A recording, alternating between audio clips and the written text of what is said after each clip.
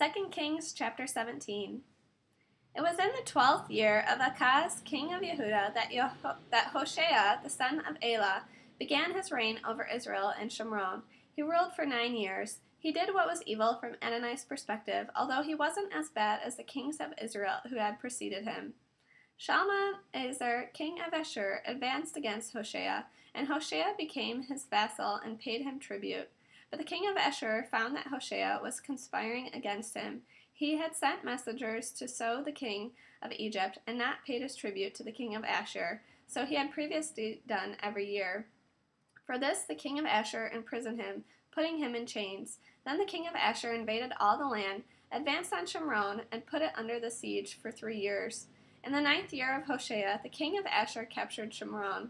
He carried Israel away captive to Ashur, resettling them in Halach and Havor, on the Gozan River, and in the cities of the Medes.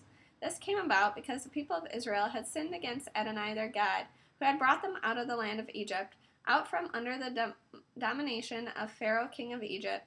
They feared other gods and lived by the customs of the nations that Adonai had expelled ahead of the people of Israel, and by those of the kings of Israel. The people of Israel secretly did things that was not right according to Adonai their God.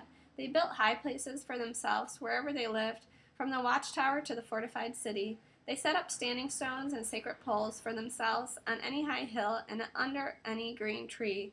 Then they would make offerings on all the high places, like the nations Adonai had expelled ahead of them, and would do wicked things to provoke the anger of Adonai. Moreover, they served idols, something Adonai had expressly told them not to do. Adonai had warned Israel and Yehuda in advance through every prophet and seer, "Turn from your evil ways and obey my mitzvot and regulations, in accordance with the entire Torah which I ordered your ancestors to keep, and which I sent to you through my servants the prophets." Nevertheless, they refused to listen, but made themselves as stubborn as their ancestors, who did not put their trust in Adonai their God. Thus they rejected his laws, his covenant, which he had made with their ancestors, and the solemn warnings he had given them. Instead, they pursued worthless things and became worthless themselves, imitating the nations around them, whom Adonai had ordered them not to emulate.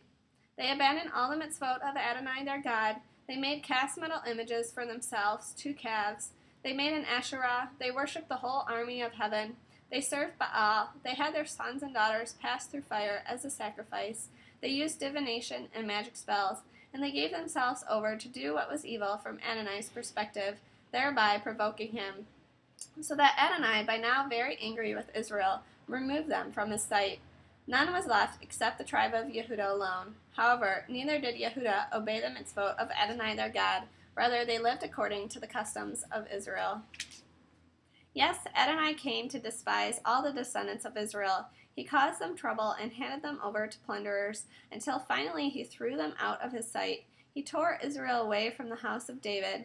They made Yerovam the son of Nebat king, and Yerovam drew Israel away from following Adonai and made them commit a great sin. The people of Israel followed the example of all the sins that Yerovam had committed and did not turn away from them, until Adonai removed Israel out of his sight, as he had said he would through all his servants the prophets. Thus Israel was carried away captive from their own land to Ashur, and it remains so to this day. The king of Ashur brought people from Babel, Kuta, Ava, Hamat, and Sephar Yatvim, and settled them in the cities of Shomron in place of the people of Israel. They took possession of Shomron and lived in its cities. When they first came to live there, they did not fear Adonai. Therefore Adonai sent lions among them, which killed some of them. So they said to the king of Ashur, "The nations you carried away and settled in the cities of Shomron are not familiar with the rules for worshipping the God of the land. Therefore he has sent lions among them, and they are there killing them, because they're not familiar with the rules for worshipping the God of the land." In response, the king of Ashur gave this order: "Take back one of the Kohanim you brought from there. Have him go and live there, and have him teach them the rules for worshipping the God of the land." So one of the Kohanim they had carried away captive from Shomron came and lived in Beit El, and he taught them how they should fear Adonai. Nevertheless, every nation made gods of their own and put them in the temples on the high places which the Shomronim had made, every nation in the cities where they lived. Thus the people from Babel made from Sukkot Banot, those from Kuta made Nergal, those from Hamat made Ashima, the Avim made Nivkaz and Tartak, and the Sepharim burned up their children in the fire as sacrifices to Adramelech and Anamelech, the gods of Sepharvaim. So they feared Adonai, while at the same time they appointed for themselves priests from among themselves to preside at the high places, and they would sacrifice for them in the temples on the high places.